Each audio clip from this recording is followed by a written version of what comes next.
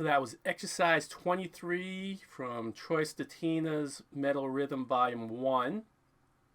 And if you don't have that book, go out and get it so you can follow along. And mainly you shouldn't be lost in here, but when I'm referring to something in the book, you may not be fully aware of what we're talking about. So probably a good idea to go out and buy that book. So what we're going to do here is we're going to talk a little bit more about switching strings and show you a little bit. There's a little bit different of a rhythm in here that is really important that we cover, and probably a couple other things too. So go ahead. If you don't have your guitar yet, grab your guitar, grab your book if you've got it, get yourself all set up, and let's dig right in. Now let's go ahead and talk about the different parts. First off, we're here at the 7th fret in the E string. Hit it a couple times, 2 times, and then you're going to jump straight down to the power chord on the A string. Same thing, 7th fret, and then you're going to go down to the 5th fret on the A string.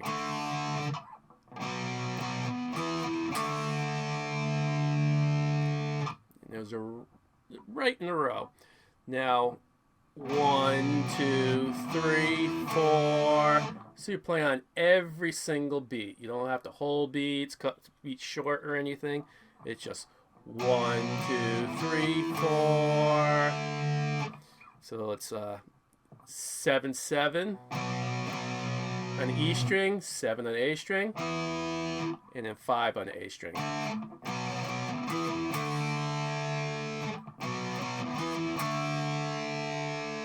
Practice that a few times. Make sure you got that going good. And then after that, when we go to the 5th fret, well, here's where the book becomes really important. What it has there in the book is this note right here is the 4th chord, or the very last quarter note in the first measure. 1, 2, 3, 4. But we have to actually hold this because we're going to come back to the 7th. Hear that pause in there? It's not really a pause, how I let it ring out for a longer amount of time. So we got to figure out how long. So what this is, when I get to here, that's a quarter note, but it's actually tied to the next the note in the chord in the next measure, which is a half note, and a half note is worth 2 beats. So you have quarter notes are worth 1 beat. 1, 2, 3, 4. And you keep going. 1, 2, 3, 4. 1, 2, 3, 4. Half notes are worth 2 beats. 1, 2, 3, 4. 1, 2, 3, 4. And a lot of times when you're playing frets, I like to go say this is only 0, but 0. I like to say note for the second beat, or note for the 4th beat also too. So instead of 1, 2, 3, 4, I'm go 0 note, 0 note, 0 note, 0 note. That way I can keep track of what fret I need to play. And just by saying note and letting it ring over that, it gives me my extra beat that I need. So, now again, back to what we were talking about. We have 1, 2, 3, 4. And in the next measure, it's a power chord at the 5th fret also, but it's a half note. And if you look on the tablature, you notice that chord at the 5th fret in the very last chord in measure 1 is tied to that chord, the half note chord in measure 2. So when you play this, you don't go 1, 2, 3, 4, 1, 2. When you have a tie, you do not play the second chord.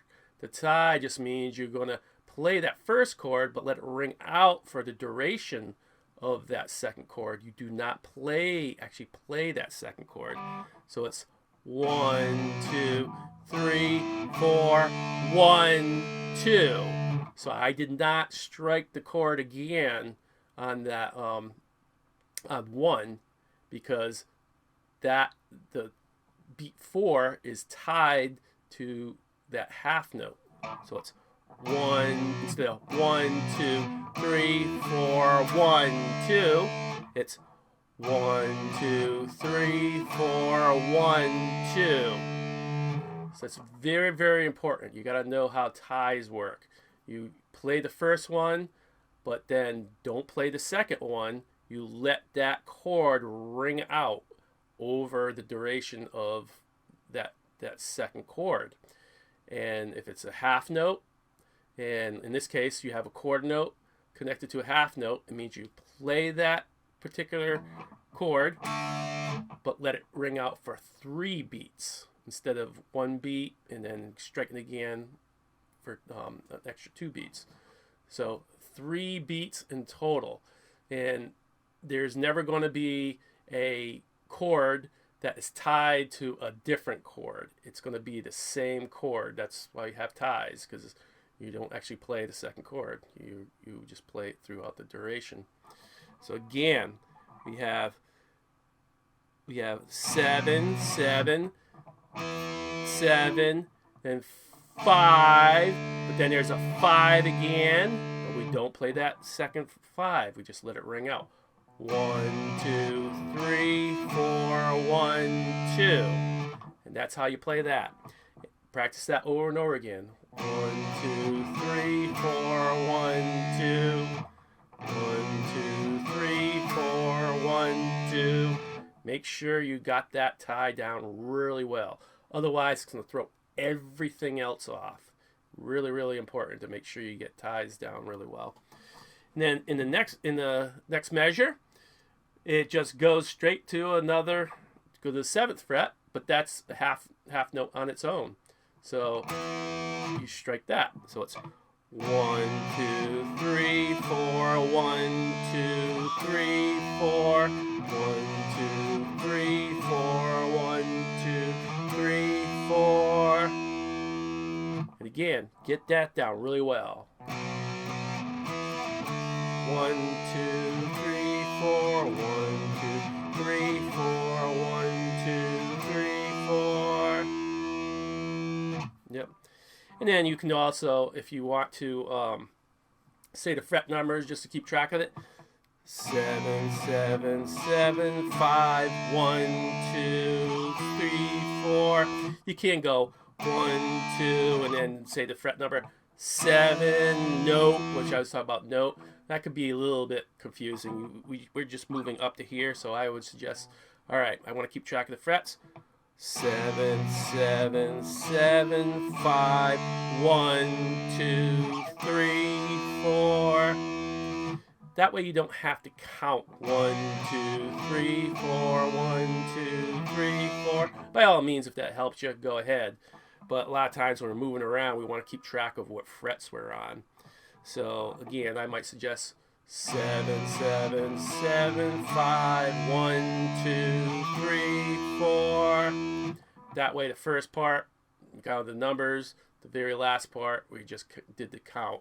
Kind of mixed it up there a little bit. And I think that's probably the easiest way to do it until you really get used to it, and then you won't have to count it all. But even if you're not counting it, you're in your head, you're going bum, bum, bum, bum. You're going to want to count the empty space. You always want to count the empty spaces. So I go bum, bum, bum, bum, 1, 2, bum, bum, bum, bum, bum, 1, 2, bum. And I would go ahead and just do that. And then, of course, once you get good at tapping your foot, then you can use your foot also, and that helps out a lot. Now, so there's that first part. Then what it does, kind of repeats a similar thing in the second part, but we're going to go 7, 7, 7, 5. Now this is also tied to the chord in the very last measure, which is again chord at the 5th fret, but it's tied to a quarter note. So we're not going to hold this 4, 1, 2. It's a quarter note, so it's on beat 4 of measure 3, and then only beat 1 of measure 4. So it's 4, 1. 1, 2, 3, 4, 1, and that's it. 1, 2, 3, 4, 1. Because after that, what we do is we gotta then go directly to 7, 8, 7. 7, 8, 7 is our chord notes. So we got 1, 2, 3, 4, 1, 2, 3, 4. Or you can go, you want to keep track of the frets, you can go 7, 7, 7, 5. Now here's another thing you can do. Normally I say note for when there's a half note, but you can use this. Essentially, you're playing a half note here.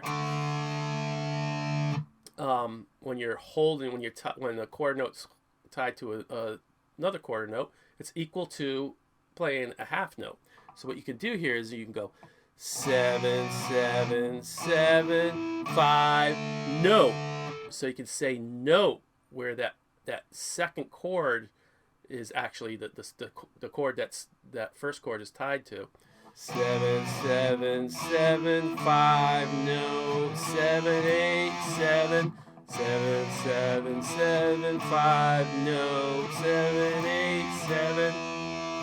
And there you go. There's that second part. Now we need to put it all together. So 7, 7, 7, 5, 1, 2, 3, 4. 7, 7, 7, 5, note. 7, 8, 7. 7, 7, 7, 5, 1, 2, 3, 4. 7, 7, 7, 5, note. 7, 8, 7. That's the way I like to do it. You don't have to do it that way. You can find your own way of doing it. That's the way I like to keep track of it. In my head, it just seems like it just works out the best for me. So there's a couple little tricks in there. Again, another thing that we talked about in the other lesson, when I go, when I move to another chord, I'm letting that finger just come up just slightly, so it's muting that string out, because we don't want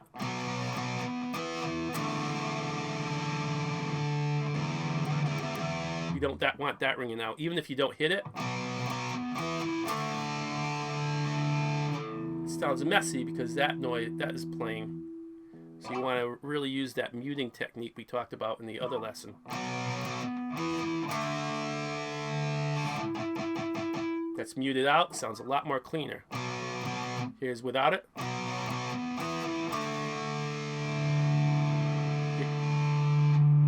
Here it's noisy, that's still ringing. Where this way,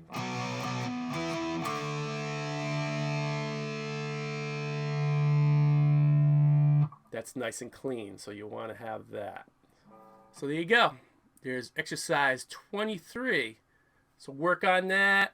Grab some drum beats, whether you have a drum machine or you get drum beats off of YouTube, search them up, and use that.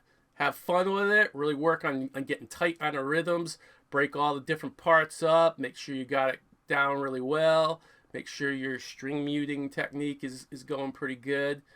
And yeah, just play it over and over until you got it nailed, and then got that nailed, then you can move on to the next one. And as always, if you have any questions, let me know. Otherwise, we will see you in the next lesson. See you there.